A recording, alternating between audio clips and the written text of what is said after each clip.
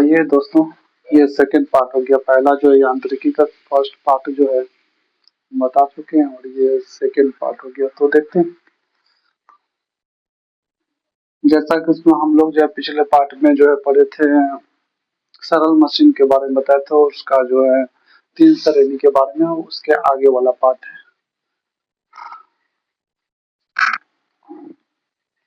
बोल सकते हैं न्यूटन के गति के नियम। सबसे पहले वस्तुओं की गति के बारे में जो है गैलीलियो साहब ने विचार किया था, और आइजैक न्यूटन ने प्रस्तुत किया था। न्यूटन ने 1687 में अपनी पुस्तक प्रिंसिपिया में गति के 3 नियम के बारे में बताया था, जिसको न्यूटन के गति के विषयक नियम भी कहा जाता है। ठीक है, यानी 1687 में अपनी पुस्तक प्रिंसिपिया में गति के 3 नियम के बारे में बताया था जिसे न्यूटन के गति विषयक नियम भी कहा जाता है। इन 3 नियम में सबसे पहला नियम जो है पहला नियम को जड़त्व का नियम भी कहा जा सकता है, या न्यूटन का प्रथम लॉ भी कहा जा सकता है। जड़त्व के नियम में बोल सकते हैं कि वस्तु बाह्य बल की अनुपस्थिति में अपनी नियत अवस्था में रहती, यानी जैसा कि हम अगर बताए तो वस्तु पे अगर वस्तु मान लीजिए हमारे यूनिवर्स में, या हम जिस वायुमंडल में रहते हैं, अगर यहाँ पे हवा नहीं होती, निर्वात होता, तो हम जैसे रहते वैसे ही। मान लीजिए अगर ये मारकर अगर फेंक देते, तो मारकर जिधर से फेंकते उसी गति में हमेशा मोशन करते चले जाते, इसको रोकने वाला कोई नहीं था। इसी को जड़त्व कहते हैं। अगर हम दौड़ते तो दौड़ते ही रह जाते, अगर खड़ा रहते तो खड़ा ही रहते, जैसे जिस स्थिति में रहते उसी स्थिति में रहता, तो इसी को जड़त्व कहते हैं। लेकिन हमारे इन्वायरमेंट में, यानी हमारे वायुमंडल में, हमारे पृथ्वी पर वायुमंडल है, जिसके कारण जो है बाहरी फोर्स वायु के थ्रू जो है लगते रहता है, जिसके कारण जो हम लोग वो गति को नहीं बना पा रहे थे, तो नहीं बना पाए रहते हैं। तो जड़त्व का प्रथम नियम को ही गति का प्रथम नियम कहते हैं, जिसमें क्या होता है कि जब तक बाहरी कोई बल नहीं लगता है तब तक उस पर कोई प्रभाव नहीं पड़ता है। यानी वो जैसे गति में है तो गति में रहेगा, स्थिर में है तो स्थिर में ही रहेगा।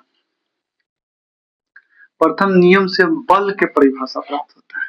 ठीक है, प्रथम नियम पूछता है कि बल का परिभाषा किस गति के किस नियम से प्राप्त होता है, तो प्रथम नियम से प्राप्त होता है। सिंपल याद रखेंगे। संवेग क्या होता है?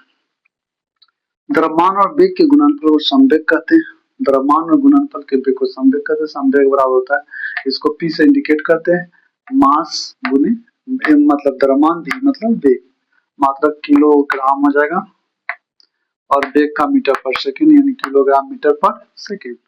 द्रव्यमान या गति दोनों में संवेग में, दोनों स्थिति में जो है संवेग में वृद्धि होगा। अगर मान लीजिए कि दो समान, मान लीजिए कि हमारे बोल सकते पृथ्वी पर अगर वायु नहीं रहे, ठीक है, तो अगर हम दोनों को, यानी दो वस्तु लेते हैं, एक भारी का और एक हल्का, ठीक है, दोनों को अगर ऊपर से गिराएंगे तो दोनों समान समय पर नीचे आएगा।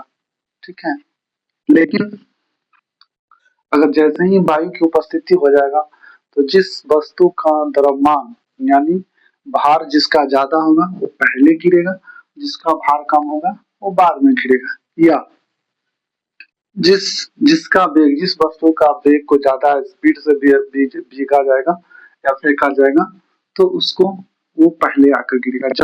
जब वायु की उपस्थिति होगा तब। सिंपल सा कर सकते हैं कि अगर हमारे ब्रह्मांड में, यानी बोल सकते हैं हमारे इन्वायरमेंट में, हमारे वातावरण में अगर वायु की उपस्थिति होती है, तो जिस वस्तु का द्रव्यमान ज्यादा होगा उसका वेग ज्यादा होगा, यानी उसका संवेग भी ज्यादा होगा, या वेग भी अगर ज्यादा होगा तो उसका संवेग ज्यादा होगा। इसलिए द्रव्यमान या गति दोनों जो है संवेग पर क्या प्रभाव डालता है।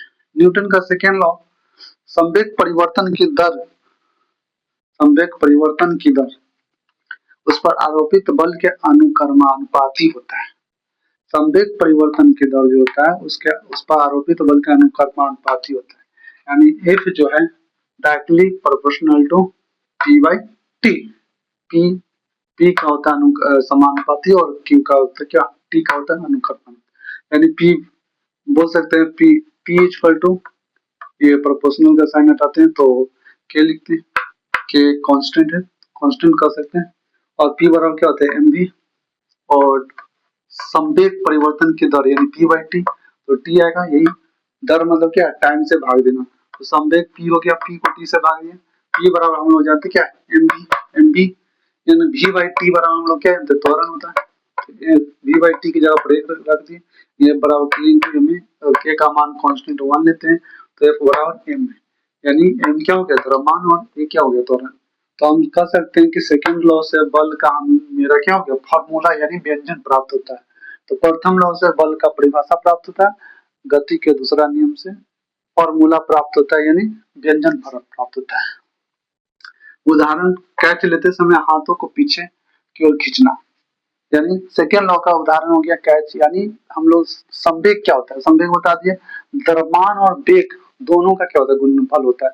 तो अगर कोई वस्तु अगर ज्यादा स्पीड से आ रही है तो दोनों का गुणनफल तो क्या होगा, फोर्स, ज्यादा ज्यादा एनर्जी लगेगा, कोई वस्तु ज्यादा स्पीड से तो उसको अगर पकड़ते हैं तो ज्यादा, लेकिन टाइम को अगर बढ़ा दिया जाए तो क्या हो जाएगा, बल कुछ कम लगेगा, इसीलिए कैच करते वक्त हम लोग हाथ थोड़ा पीछे कर लेते हैं ताकि डिस्टेंस को, थोड़ा टाइम को बढ़ा देता है, जिसके कारण जो हमारा फोर्स थोड़ा सा कम जाता है, यानी आसान होता है। उसी तरह से स्प्रिंग, गाड़ी में स्प्रिंग या सॉकर लगाना, अगर स्प्रिंग और सॉकर नहीं लगेगा तो जैसे ही आप तार में बैठेंगे तो बहुत कस के चोट लगेगा, ठीक है, इसलिए उसको बैलेंस करने के लिए जो है स्प्रिंग सॉकर लगा रहता है। हल्का और भारी गेंद में जब भी अगर पकड़ना वेग अगर समान वेग से आ रहा है तो हल्का और भारी गेंद में हल्का गेंद को पकड़ना काफी आसान होगा, क्योंकि इसका कम वेट रहेगा तो उसका फोर्स भी कम लगेगा, ठीक है, यदि मास कम रहेगा तो फोर्स भी कम लगेगा, चोट भी हमको बहुत कम लगेगा।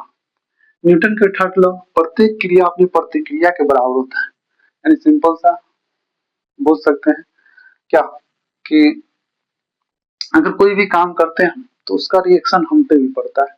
किसी को अगर एक चाट हम लोग मारते हैं या किसी को मारते हैं तो जितना जोर से हम मारते हैं उतना ही जोर से हमारे हाथ पे भी असर पड़ता है, नहीं हमको भी दर्द करता है, ऐसा नहीं कि दूसरे को मार के सिर्फ उसी को दर्द करता है, हमको भी दर्द करता है।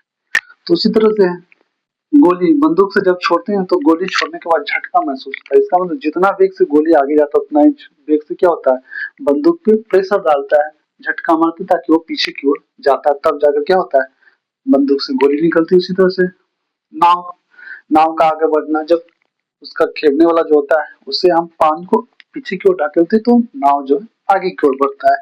उसी तरह से रॉकेट का उड़ना, रॉकेट में धुआं जो निकलता है पीछे से, प्रोपेलर जो जलाया जाता है और धुआं जो निकलता है वो पीछे की ओर निकलता है तो रॉकेट आगे की ओर जाता है, यानी हर एक क्रिया जो होता है प्रतिक्रिया के बराबर जा रहा है, ठीक है। संवेग संरक्षण के अनुसार नाव का संवेग और वस्तु के संवेग क्या होता है, बराबर होता है, ठीक है। उसी तरह गोली का संवेग और बोल सकते हैं बंदूक का संवेग दोनों बराबर होता है, तो सबके लिए ये फार्मूला यूज कर सकते हैं, एम भी इक्वल टू एम भी। अगर मान लीजिए कि अगर मान लीजिए कि गोली का लेते हैं और बंदूक का लेते हैं तो ये क्या हो जाएगा, बंदूक का मास और बंदूक का गति, वेलोसिटी, और गोली का मास और गोली का वेलोसिटी, तो सिंपल सा निकाल सकते हैं। गोली का वेलोसिटी क्या हो जाएगा, एम बी, यानी बंदूक का द्रव्यमान गुने वेग, और डिवाइड कर लेंगे द्रव्यमान से तो निकल जाएगा, और मास निकालना हो तो निकाल। उसी तरह से अगर बोट का निकालना है तो लिख सकते हैं हम लोग क्या, बोट का पीछे घसकने का चाल, तो पीवी इक्वल टू क्या हो जाएगा, एमपी मतलब पर्सन का, व्यक्ति का मास हो गया, और पर्सन का व्यक्ति का क्या हो गया, वेग हो गया, उसको बस बोट के द्रव्यमान से भाग दे देंगे तो हमको जो है पीछे घसकने की चाल मालूम हो जाएगा, यानी सीधा लिख सकते हैं वीबी बराबर एमपी वीपी बाई एमबी, दिख रहा होगा तो देख सकते हैं सबसे लास्ट में दिया हुआ है,